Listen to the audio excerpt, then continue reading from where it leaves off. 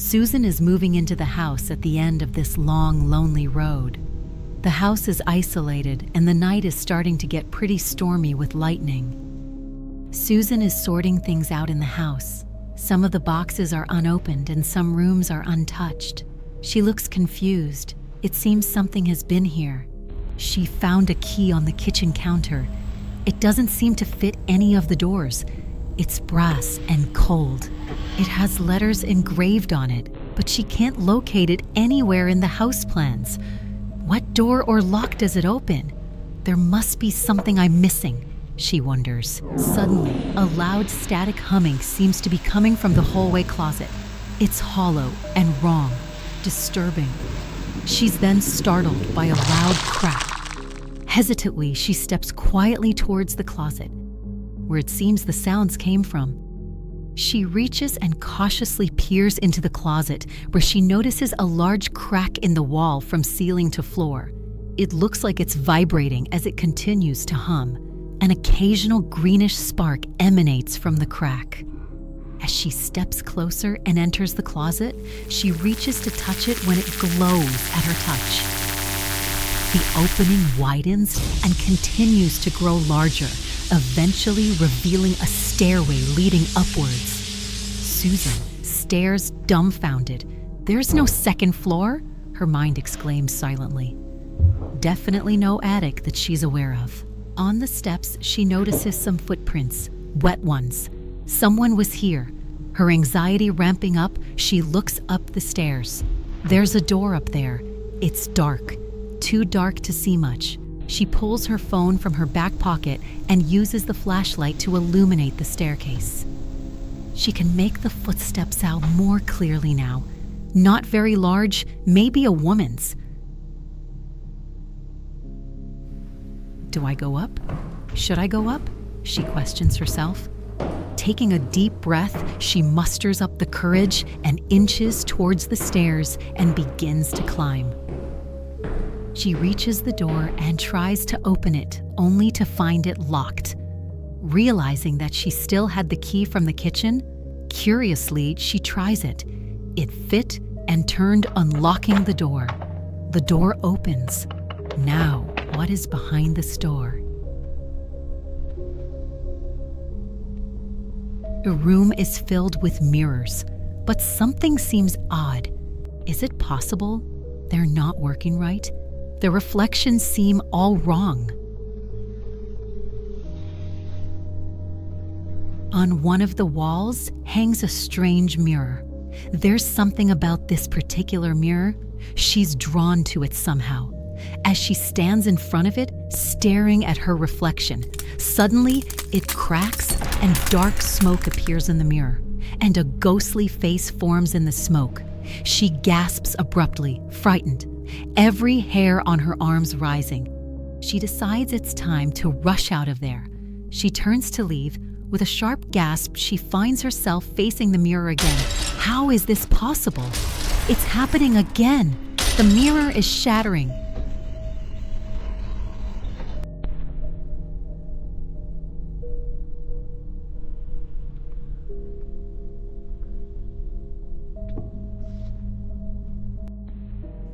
She turns to leave again, her heart pounding in her ears. She's relieved to see the stairs. Susan sits on her bed, unable to sleep. How am I supposed to sleep now? Her heart's racing, her head's racing, the fear preventing her from sleeping.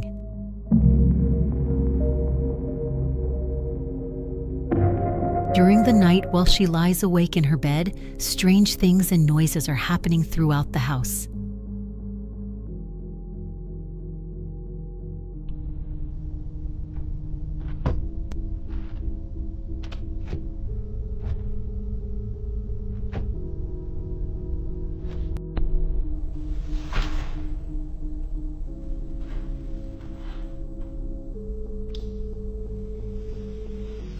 It doesn't take long for Susan to finally decide she can't sleep and walks to the fridge for a glass of water.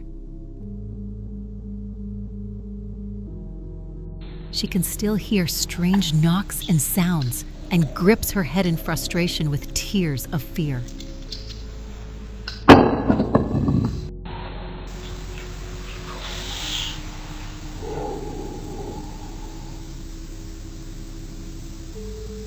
Her alarm sounds off, and she finds it glowing red. It reads, "Back door open." She hears strange groans and ghostly voices coming from the rear.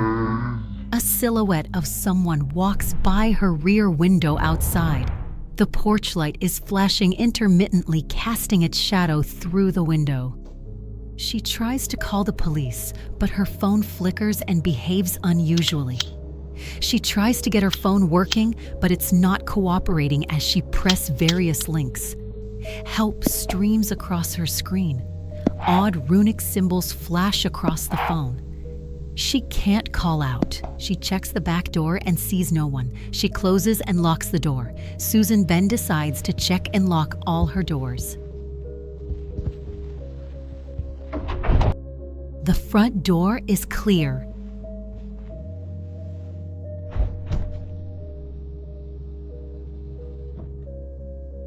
The basement seems clear.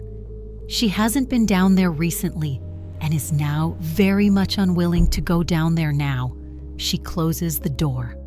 She returns to the kitchen to find her chairs and furniture levitating above the floor and steps back as things come crashing down.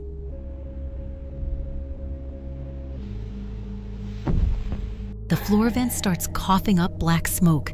It shoots upwards, filling the room with a putrid smell. She can hear that familiar sound coming from the closet and knows that the wall is opening again. Not knowing what to do and feeling like she has no other options, Susan decides to go back up to investigate.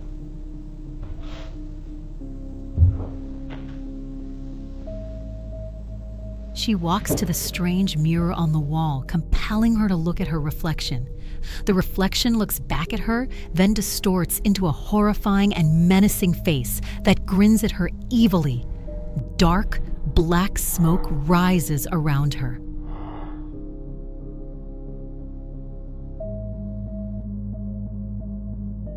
Outside, the storm is growing into a tempest as lightning strikes nearer to the house.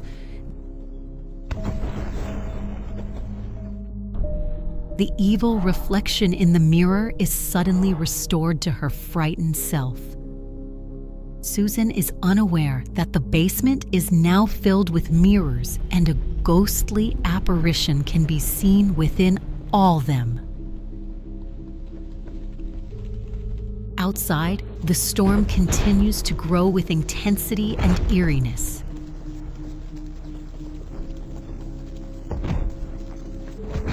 Tingle in her fingers causes her to examine them, but the reflection is oddly showing them disappearing. Meanwhile, in the living room, a wall full of old photos appears as if the past was manifesting itself into the present. The central main photo was of several families, but in the center of it was a spectral image of someone who seems to have been erased from the photo. Susan is transfixed by her reflection. Suddenly, her body tingles, then burns as a feeling of electricity raged through her. Within moments, her body dissipated and disappeared, and she found herself inside the mirror looking out. Not just this one, but all the mirrors inside the house. She could see anywhere in the house where there was a mirror.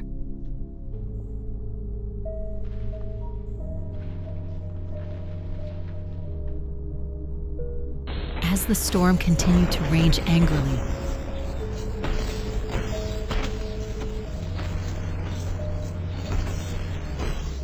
her reflection quickly and almost instantly disappeared from the mirrors, faded into nothing.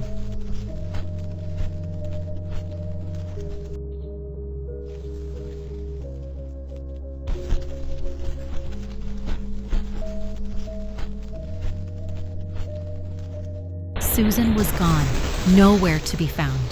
The storm slowly diminished as the wind died and the clouds cleared. The sun slowly emerged until the day was serene with the trees swaying in a gentle breeze.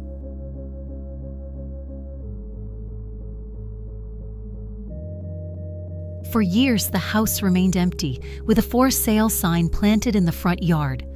The story of her disappearance endured and frightened any potential buyers. Inside the house, the old photos remained on the wall.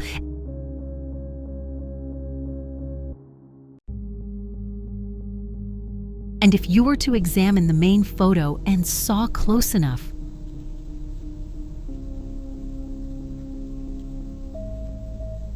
you could see Susan silently mouthing to stay away, to get out.